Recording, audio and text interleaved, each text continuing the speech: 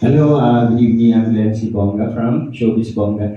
Ayan, congratulations sa Repacol kasi hanggang ngayon, kahit mas kilala ng mga tao yung Shacol, pero eto, na-introduce nyo na talaga yung Repacol. Gaano nyo na-miss yung mga ganitong tour?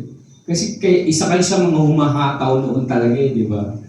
Especially yung first album nyo, ano ba, 4 times platinum ba yun? Ano, more than ano?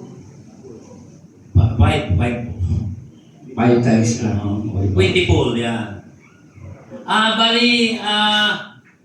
Hindi naman namin sobrang namis kasi meron naman kami po mga regular gigs, siguro mga about, mas dumami pa po yung gigs namin, kaya tuloy-tuloy pa rin yung tugtugan.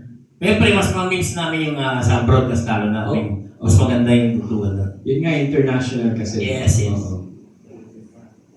Ayun, tapos, syempre,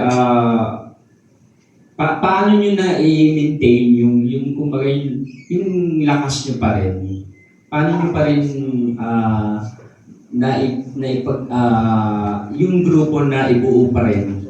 Siguro patuloy lang ang inom ng maintenance. It comes with the age ba? Hindi, joke lang po. Siguro, ini-enjoy lang namin yung ginagawa namin. Siyempre, nakikita rin namin nila sa mga nanonood sa amin, sa mga pupunta sa mga concert na tinutugtugan namin, pinupunta namin. At tinukuha pa rin kami uli. Doon. At sa isa pa sa maganda doon, mapabata, matanda, kita namin kung gaano nilang sa ulo yung mga kanta. Kaya, Yun kami. Alam na, kahit maliit, mapaparanda, kahit mga millennials, kabisado nila habang sumasabay sila sa mga tugtog. Yun ang nagpapalakas sa amin. Kaya patuloy pa rin kami. Isa sa paborito sa